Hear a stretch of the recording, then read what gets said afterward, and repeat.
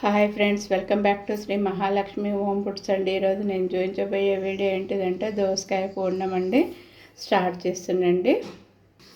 First ఇట్లా కొంచెం అన్ని నువ్వులు వేయించుకోవాలండి. ఇలా వేగిపోయినవి తీసేస్తుండండి.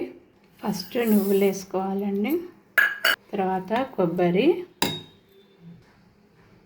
తర్వాత ఈ ధనియాల పొడి వేస్తున్నానండి. ఈ మూడింటిని గ్రైండ్ చేసుకొని వస్తానండి. ఇప్పుడు ఈ పచ్చిమిర్చిని, ఈ అల్లం వెల్లిపాయ పేస్ట్ను వేసి ఈ రెండు పచ్చిమిర్చి అల్లం వెల్లిపాయ పేస్ట్ వేసి గ్రైండ్ చేసుకోవాలండి. ఇప్పుడు ఈ పసుపును కూడా ఇందులో వేస్తానండి. మీ టేస్ట్కి తగినంత సాల్ట్ వేసుకొని మళ్ళీ ఒకసారి తిప్పుకోవాలి. దోసకాయను ఇది కట్ చేసుకోవాలండి. ఇట్లా రౌండ్గా ఇది కట్ చేసుకోవాలండి. ఇగో ఇట్లా కట్ చేసేయాలండి. ఇలా కట్ చేసి ఇప్పుడు మనము గ్రైండ్ చేసింది వీటిలలో పెట్టాలండి. చూపిస్తా. ఇలా నాలుగు భాగాలు కూడా ఇట్లా వంకాయ పూర్ణములాగా కూడా ఇట్లా తరిగి ఇట్లా కూడా పెట్టుకోవచ్చు. ఇట్లా కూడా చేసిన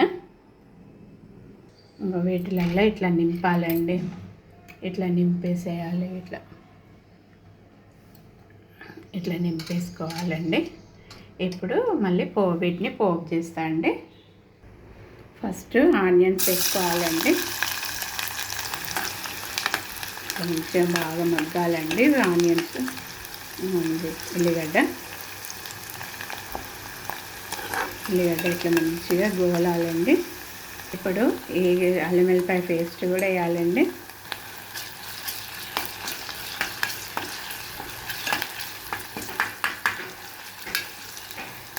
ఇప్పుడు ఈ దోసకాయలను ఇట్లా వేసేసేయాలండి. ఇట్లా కొంచెము కొత్తిమీర వేయండి.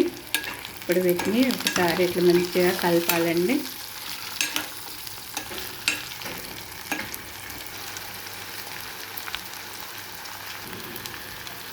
ఇట్లా ఒక 2 నిమిషాలు మూత పెట్టేసుకుందామండి. ఇప్పుడు మూత తీసి చూద్దామండి. ఇప్పుడు ఇది మనము దోసకాయలలో పెట్టిన పూర్ణం ఉంది కదండి, అది మిగిలిన పూర్ణము ఇట్లా వేసేసుకోవాలండి. గ్రైండ్ చేసిన ముద్ద తీసినాక ఆ జారు కొంచెము కడిగి ఇట్లా వాటరు ఇలా పోసుకోవాలండి. మూత ఇలా పెట్టేసేయాలి. 2 విజిల్ వస్తే సరిపోతుందండి. ఓపెన్ చేసి చూద్దామండి. సూపర్ అయింది. సర్వింగ్ బౌల్లోకి తీస్తానండి. దోసకాయ పూర్ణము రెడీ అయిపోయిందండి. ఇట్లా చెక్కు తీయాలి, ఇట్లా వండిందని అనుకోకండి. చెక్కు తీయకుండానే చిన్న కాయలతోని ఇలా పూర్ణం పెట్టుకోవాలండి. మంచిగా చాలా టేస్ట్గా ఉంటుంది. మీరు కూడా నా వీడియో చూసి ఇలా చేయండి.